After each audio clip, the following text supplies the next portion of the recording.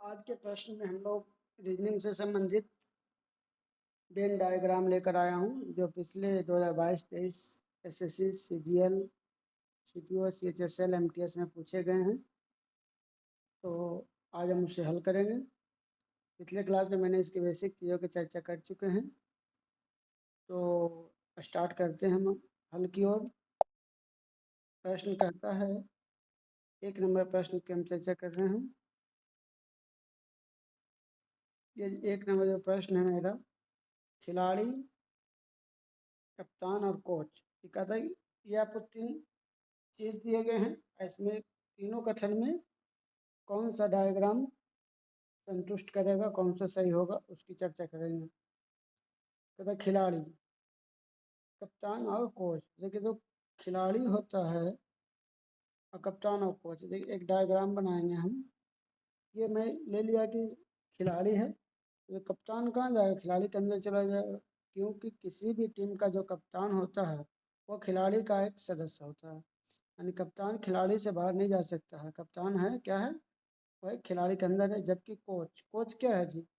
जो ये हम आपको बनाते हैं, ये कैप्टन सी है, एक प्लेयर पी है। बड़ा जो डायग्राम है पी का है। ये कैप्टन, कैप्टन जो होता है उस टीम का प्लेयर होता है। जबकि जो कोच है, जो कोच है वो क्या है? वो बिल्कुल टीम से क्या है, वो ना खिलाड़ी होगा ना ही कप्तान, वो बिल्कुल बाहर होगा। तो आपको ऑप्शन नंबर ए में आपको दिख रहा है, तो राइट ऑप्शन ए है। कप्तान है जो प्लेयर के अंदर है, जबकि कोच क्या है? बाहर है। चलिए नेक्स्ट प्रश्न की ओर चलते हैं। प्रश्न नंबर 2। प्रश्न नंबर 2 क्या कहता है? प्रश्न नंबर जो 2 मेरा है वो यह है, कपड़े। ये हमारे प्रश्न है। प्रश्न नंबर 2 ये है, कपड़ा, शर्ट और लिनन। कपड़ा, शर्ट और लिनन, ये है ना। तो देखिएगा इसको, कपड़ा और शर्ट और लिनन। पहले समझिए, कपड़े जो हैं, क्लोथ्स जो हैं, शर्ट। जो शर्ट होगा, शर्ट में जो शर्ट होगा क्या आएगा? कपड़ा के अंदर आएगा जी। ये मान लीजिए कपड़ा है, इस शर्ट को एस करते हैं, क्लॉथ को सी करते हैं। तब देखिए, जो कपड़े हैं क्या होंगे? कपड़े जो होंगे, शर्ट को अपने अंदर समाहित करके रखेगा, है ना। ऐसे डिनोट कर रहे से कपड़ा सी। लिनन क्या है? लिनन भी एक प्रकार का कपड़ा है। जैसे कॉटन कपड़ा है, उस प्रकार लिनन, कॉटन जैसे कपास से प्राप्त होता है, लिनन भी हमें अलसी के पेड़ से प्राप्त होता है, वह भी एक कपड़ा। तो मतलब ये जो क्लोथ जो मैं लिनन चला जाएगा, उस थोड़ा सा बाहर चला जाएगा, क्योंकि जो शर्ट होगा वो लिनन का भी हो सकता है, क्या अन्य कपड़े के भी हो सकते हैं, लेकिन वो होगा पूरा कपड़ा का ही। क्या चीज़ का होगा? लेकिन सभी शर्ट लिनन का तो नहीं हो सकता, इसीलिए जो शर्ट है वो लिनन। लिनन हम समझ गए, लिनन क्या है? लिनन एक प्रकार का कपड़ा है जो कि अलसी के पेड़ से प्राप्त होते हैं। उसी प्रकार जैसे आप बोलते हैं, ये भी एक हल्की कपड़ा होता है, गर्मी के मौसम में ये हवादार होता है। जिस प्रकार से कपास से हम सूती यानी कॉटन, जो इस प्रकार का कपड़ा है, उसी प्रकार से लिनन भी है। तो शर्ट जो मेरा चला गया कपड़े के अंदर, देखिए कुछ कपड़ा जो है क्या लिनन, यानी सभी लिनन तो नहीं जाएगा उसके क्लॉथ के अंदर, कुछ लिनन अलग हो जाएंगे। यानी ऑप्शन तो हम अब चलते हैं, इसमें कौन सा होगा बताइए। इसमें कौन सा होगा? ऑप्शन नंबर डी आपको दिख रहा है, option number D. Option number D is right answer.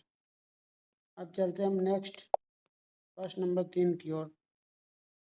प्रश्न नंबर 3 की ओर। 3 क्या कह रहा है मेरा प्रश्न? 3 कह रहा है, बताइए कितने गुलाबी ना तो हरे हैं और ना ही पीले हैं। जैसे देखिए, गुलाबी जो है मेरा है ये गुलाबी कितने गुलाबी, ये जो मेरा एक रेक्टेंगल शेप का ये जो है, ये गुलाबी को इंडिकेट कर रहा है, ये वाला।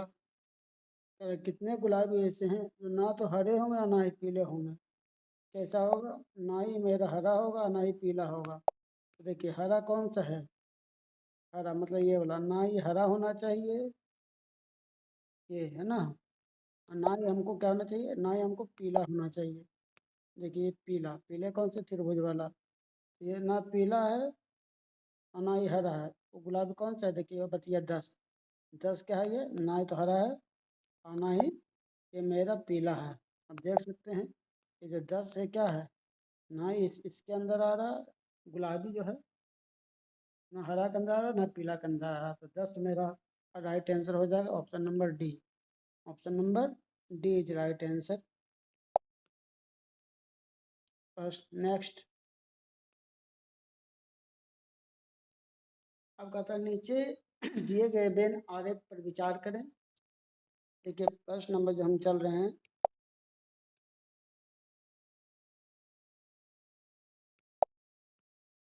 इस प्रश्न नंबर 4 पे इसमें ऑप्शन भी शामिल कर लेते हैं।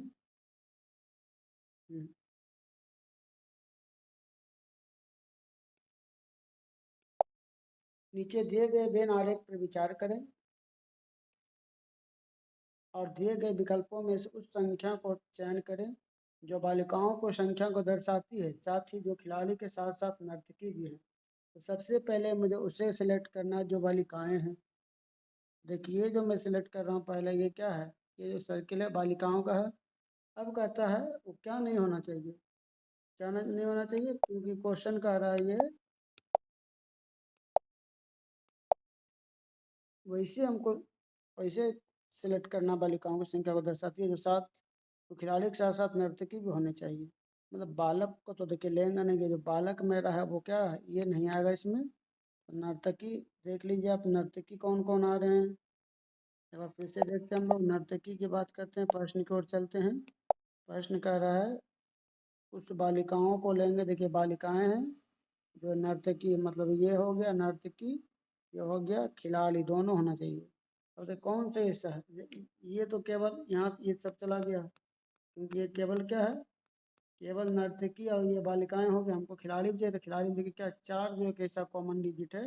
अब इसे अच्छे से देखिए, चार ये कॉमन डिजिट है जो आपकी बालिकाओं के साथ साथ, बालिकाओं के साथ साथ नर्तकी में भी देख, नर्तकी नहीं, नर्तकी में चार नहीं आएगा, सॉरी।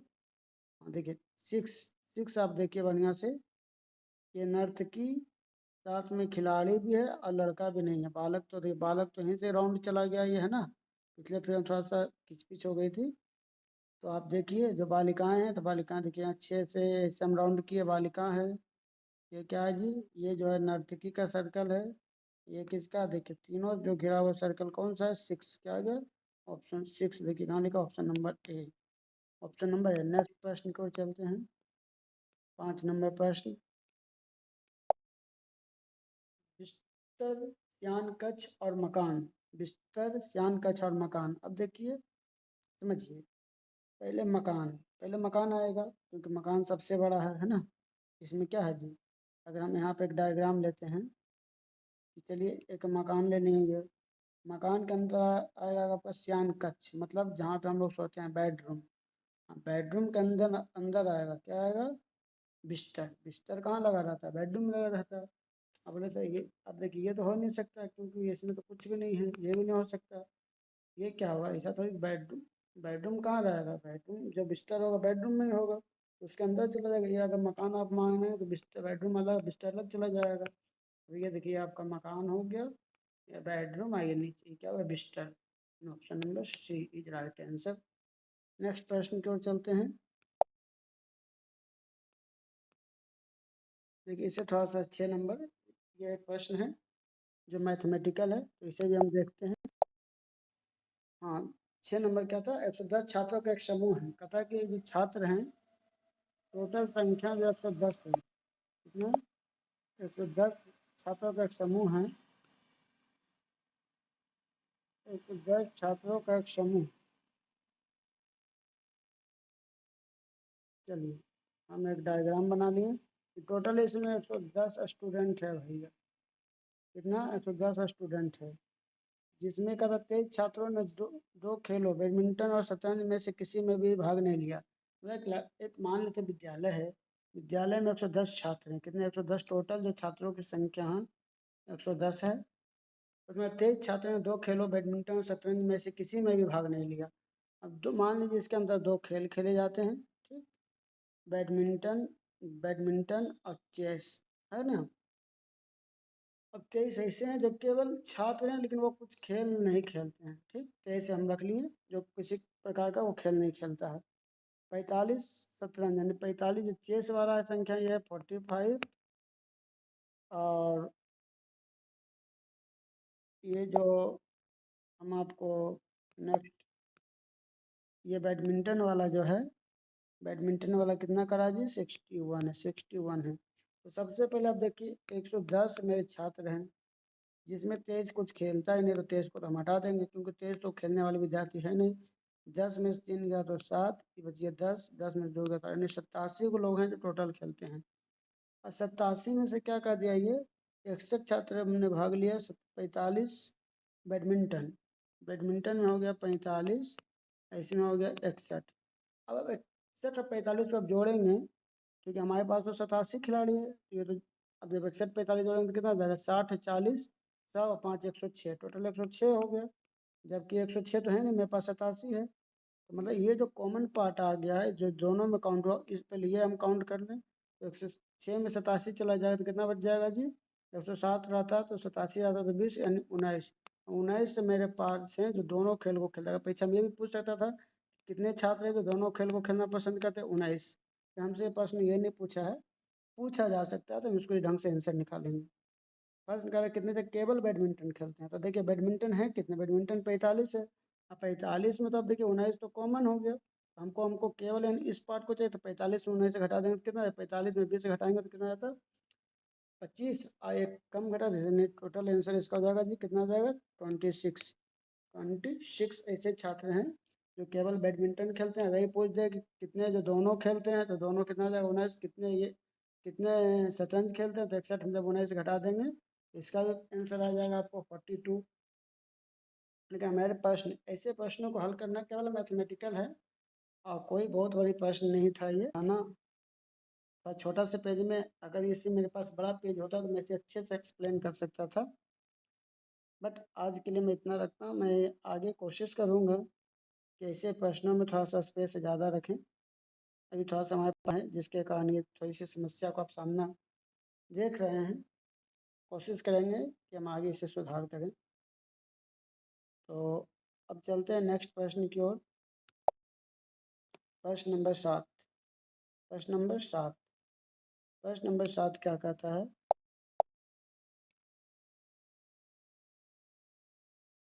प्रश्न नंबर 7 ये कह रहा है कि गैर संचारी रोग मोतियाबिंद, मधुमेह और खसरा। देखिए इसमें कुछ रोग दिए हैं, उसमें रोग दिए दो प्रकार है, एक संचारी रोग, गैर संचारी रोग। रोग जो होते हैं, जैसे मान लेते हैं ये रोग है ना, तो रोग होते हैं दो प्रकार से।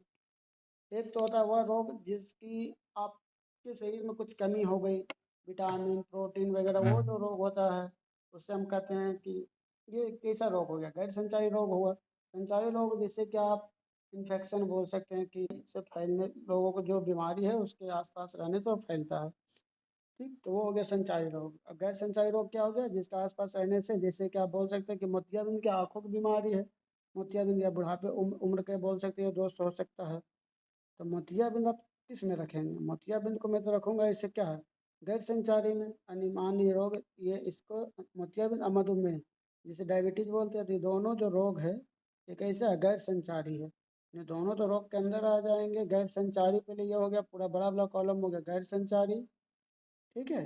और एक मोतियाबिंद हो गया, और एक क्या हो गया, मधुमेह रोग। लेकिन एक आ गया बात में खसरा। खसरा जो बीमारी है ये क्या है, ये संचारी रोग है, मतलब ये बाहर जाएगा। खसरा क्या जाएगा, खसरा रोग को हम गैर संचारी में नहीं रख सकते हैं। खसरा रोग संचारी रोग है, या छुआछूत यानी कि आसपास के जो रोग उससे ग्रसित हैं उसके पास जाने से रोग फैलने की संभावना होती है। चलिए नेक्स्ट प्रश्न की तरफ चलते हैं। नेक्स्ट, इसमें ऑप्शन क्या आ जाएगा आप बताइए, इसमें ऑप्शन कौन से आ जाएंगे, option number B is right answer, option number B is right answer, है ना। ये हो गया आपका गैर संचारी, एक हो गया आपका मोतियाबिंद मान लीजिए, एक मधुमेह हो गया, क्योंकि दोनों अलग अलग बीमारी है। खसरा जबकि क्या है जी, ये एक संचारी रोग है। नेक्स्ट 8 नंबर, 8 नंबर का प्रश्न भी कुछ उसी तरह का प्रश्न है, जिसे कि हमें हल करना होगा। तो देखिए पहले 98 छात्रों के कक्षा में, लेकिन इसे प्रश्नों को हल करने के लिए मुझे थोड़ा सा डायग्राम की आवश्यकता होगी, और हमारे पास फिलहाल अभी कहीं जगह नहीं दिख रहा है जो कि मैं सबको एक्सप्लेन करके दिखा सकूं। आप कहें तो मैं इसी पे एक्सप्लेन कर सकता हूं, जो मेरे पास ये आप यहाँ से समझ पाएंगे तो मैं कर दूं। चलिए एक छोटा सा मैं एक्सप्लेन इसमें मैं कर देता हूँ, ठीक। 98 छात्रों के कक्षा में सभी 3 खेलों में से कम एक खेलते हैं।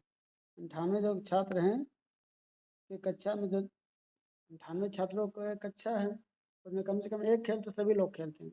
एक खेल कौन कौन है? स्नूकर, शतरंज और टेनिस, 3 तरह का खेल है। हम्म, इससे प्रश्न को हल करने के लिए हमें थोड़ा सा स्पेस की जरूरत होने देते हैं। नेक्स्ट वीडियो में हम इसे आपको बताएंगे, चाहे आप इसे स्क्रीनशॉट ले लीजिए, और मैं उम्मीद करूंगा कि आप इसे बना कर आइएगा, ताकि हम क्वेश्चन में पढ़ के सुना देता हूँ। 98 छात्रों के कक्षा में सभी 3 खेलों में से कम एक खेल कम से कम एक खेलते हैं। स्नूकर, शतरंज और टेनिस 3 खेल हैं। 42 छात्र स्नूकर खेलते हैं, 39 टेनिस खेलते हैं और 43 शतरंज खेलते हैं। कोई भी और कोई भी और केवल 2 खेल खेलने वाले छात्रों की कुल संख्या 29 है। 5 छात्र सभी 3 खेल खेलते हैं। अब देखिए इसका जो डायग्राम आपका बनेगा वो ही थोड़ा सा लंबा होगा, क्योंकि जो तीनों खेल खेलते हैं मतलब ऐसा कुछ डायग्राम बनने वाला है इसमें। तो ये जो मेरा पार्ट आएगा बीच वाला, तीनों खेल वाला आएगा। मैं आपको हिंट कर दिया, बाकी मैं नेक्स्ट प्रश्न में इसे सॉल्व करूंगा तो आप अच्छे से समझ पाएंगे, इस बोर्ड पे आप कुछ क्लियर नहीं कर पाएंगे। तो नेक्स्ट प्रश्न की ओर हम चलते हैं। प्रश्न नंबर 9, 12, 11, 9 नंबर प्रश्न।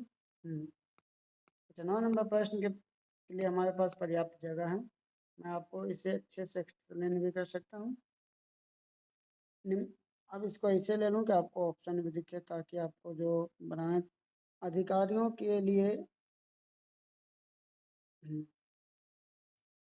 प्रश्न, निम्नलिखित वेन आरेख में षटभुज पुलिस, जो षटभुज मतलब 6 भुजा, तो आपको देखिए इसमें आपको क्लियर दिख रहा है, 1 भुजा, 2 भुजा, 3, 4, 5, 6, यानी जो 6 भुजा वाले है क्या षटभुज जो है अधिकारियों के लिए, पुलिस अधिकारी यानी पुलिस ऑफिसर के लिए ये है।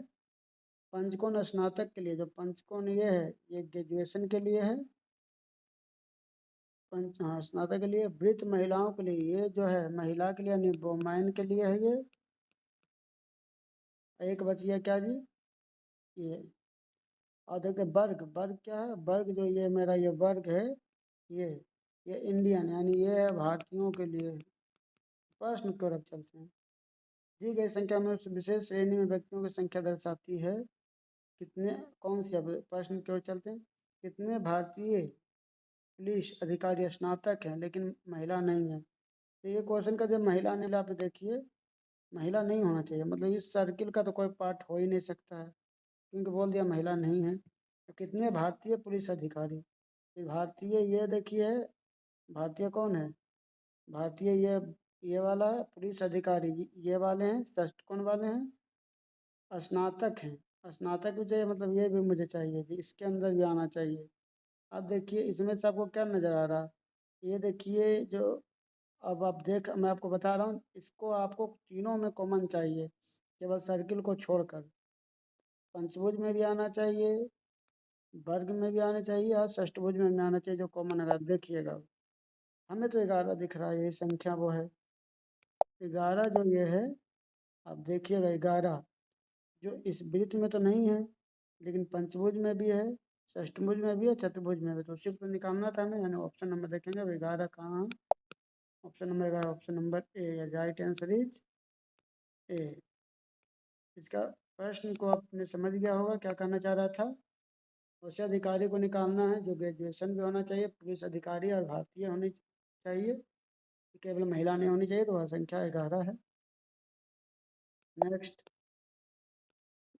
आज 10 नंबर तक हल करेंगे, बाकी हम नेक्स्ट पेज में इसके लिए अलग से मैं एक पीपीटी तैयार करके 1 स्लाइड 1 क्वेश्चन करके लाऊंगा, ताकि इसे एक्सप्लेन करने में मेरे लिए आसान हो और आपको समझना बहुत ही उससे भी आसान हो। लास्ट प्रश्न की ओर हम चलते हैं। कुछ टूल नंबर हैं, तो देखिए यहाँ पे कह रहा है टूल स्टूल, स्टूल को देखिए क्या करा, कुछ स्टूल, ये स्टूल है, कुछ स्टूल क्या है, टी यानी नंबर है, और कुछ नंबर ग्राइंडर है, कुछ नंबर, तो नंबर तो ये है, नंबर को करा तो ये मान लीजिए जी हो गया। कुछ स्टूल, कुछ एस टी है और कुछ टी जी है ना। इसको हम जी को एस में नहीं, क्योंकि प्रश्न निकाल रहा था, ऐसे पर ऑप्शन को देखेंगे कहाँ पे है, टी एस टी जी, ये है ना, ये देखिए एस जो है ना, ये कह रहा है कि कुछ एस टी भी है कुछ एस जी भी है, ऐसा तो प्रश्न नहीं कर रहा है। इसका जो आंसर आपका हो जाएगा सी। आज के लिए यहीं रखेंगे। और जो कैलकुलेशन मैथ है, जो रीजनिंग में कुछ कैलकुलेशन आ जाते हैं, उससे मैं हल करने के लिए एक पीपीटी तैयार करेंगे, जिसमें वन स्लाइड में वन क्वेश्चन ही दिखेंगे, तो उसे हल करने में आसान होगा और आपको समझना उससे भी बहुत ज़्यादा आसान होगा। नेक्स्ट वीडियो के लिए आप बने रहें। मैं आपको सारे railway, SSC and other exam जितने भी हों, उसके रीजनिंग के सारे टॉपिक वाइज आपको क्लियर कराएंगे। फिर अगले दिन मैं हर रोज़ एक वीडियो लेकर आऊँगा। Thank you.